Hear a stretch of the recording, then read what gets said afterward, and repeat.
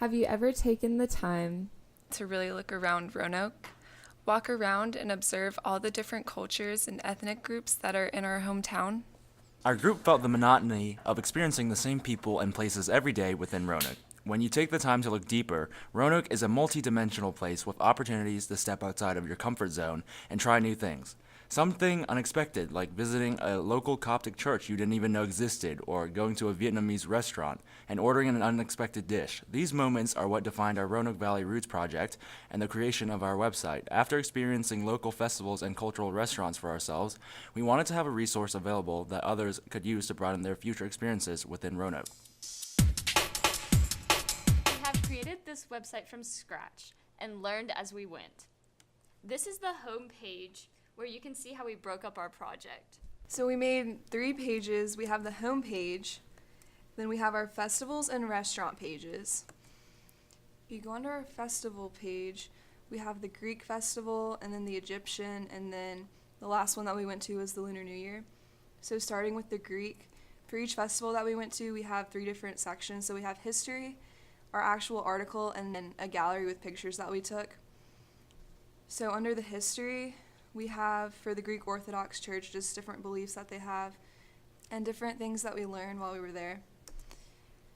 Under the article, we divided that into sections as well. So like the atmosphere, when we walked in, there were a lot of different stands. It was all outside. They had a large food area, a little theater with people performing, and then inside the church they had a marketplace and a library. So that got a pretty good rating. And for the food, it was a buffet style and there was a lot of different food. It wasn't our favorite of the 3, but we did like it a lot. The background, that kind of ties into the history and some things that we learned while we were in the library there. And then for activities, they had a lot of kid-friendly stuff. And then, of course, there was a lot of food there. That was kind of the main thing that they were advertising, and there were performers. And for the music, they were playing a lot of classical Greek, but then when the performers were dancing, they were also singing. So overall, the festival got a 4.5 out of 5, which was pretty good. And that was the first one that we went to. And then under our gallery, we have a bunch of different pictures, like Charles with one of the cutouts. We have pictures of the menu and the stage, and then inside the marketplace where they were selling art and clothes and spices and pottery and a bunch of stuff. For the Egyptian festival, we also have history, a brief history about the Coptic church. And then for our article, for the atmosphere, it was a lot smaller. It was a smaller community of people. There was not as much to do there as there was at the Greek. There weren't like really kid activities. It was just a couple of tents selling stuff. And you could take a tour of the church if you wanted to. And then for the food, we liked the food better at this one. This was also a buffet style. For activities, other than food and shopping, there really wasn't anything to do. And then for the music, they just had a couple of speakers playing music. It wasn't as good as the Greek. For our gallery, it shows us eating, Charles being Charles, the outside of the church, the different tents, some stuff they were selling. And finally, the Lunar New Year festival was at the Taubman. So Charles did our history for that one. We have our article. There were a lot of people, as you can see in the background picture, waiting for the performance. And the performance was really good, so that got a good rating. And then as far as activities, there was a lot of stuff for the kids to make, like paintings, paper lanterns, just a lot of stuff targeted for them. There wasn't food at this one, but there was a show, of course, and then there was art that you could walk around and look at that was specific to the New Year celebration. And for the music, that was super good. There were authentic live performances that really showed the culture and were just really entertaining to watch. So that got a 5. And lastly, the pictures. We took pictures of the performers and then a bunch of the different art, and there were pop-up books, pop-up art, which was really cool. The only souvenir we got was the little pig gummy. For the next section of our website, we have the restaurant portion where we went to 3 restaurants: Ike's Kitchen, Pho Saigon, and Los Tapatillas Taco Express. For Ike's Kitchen, it's owned by an elderly Japanese gentleman, and he makes very authentic meals like udon noodles or tonkatsu ramen from Japan. He has over 30 years of experience making this because he was a cook and a chef in Japan too. And so if you're ever wanting to go out to eat and you're craving authentic Japanese food, Ike's Kitchen is the place to go, and we have all the information here and the opening and close times and his phone number. And here is the gallery for Ike's Kitchen too, where we have pictures of the dishes such as the mochi, the tonkatsu ramen, the shio ramen, miso soup, edamame, which are just beans, and yeah.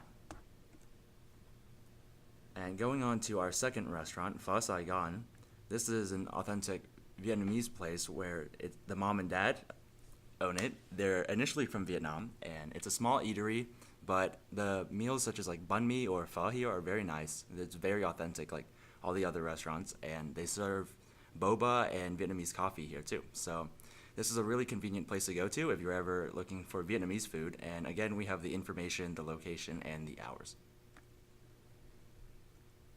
Here are the pictures in the gallery of when we went to Pho Saigon, the drinks, the food. Overall, a very authentic place to eat at. And finally, we have the Los Tapatillas Taco Express. This place, I wouldn't say is as authentic as the other places, but you can get good food for pretty cheap, and it's very convenient. You can go there really quickly, pick up food, leave. If you're craving Mexican food, other than like Chipotle or like El Rodeo, which is not authentic in the slightest. And so here is the gallery for this one.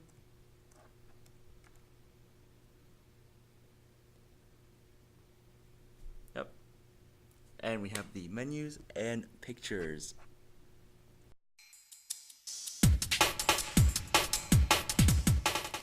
Originally, we had planned to enlighten our fellow Roanokeers about how intriguing Roanoke can be.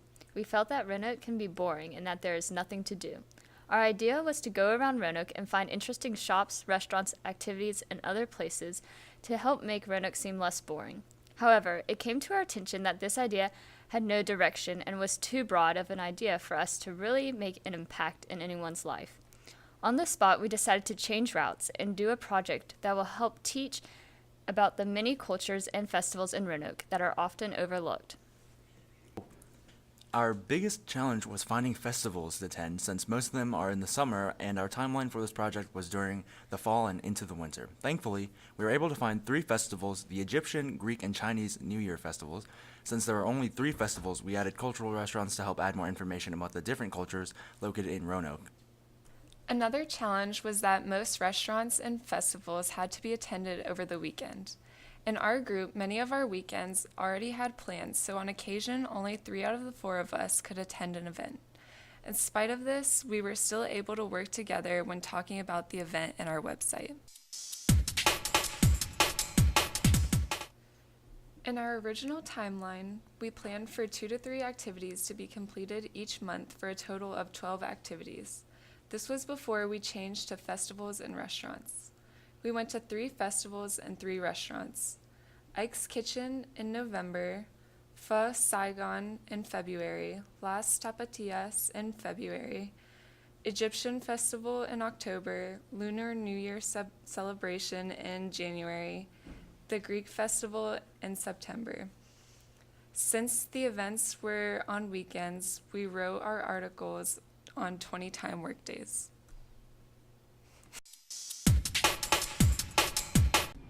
In summary, our group learned the value of long-term collaboration and time management. We had to plan the festivals well in advance to make sure we didn't miss them, since this was the bulk of our project.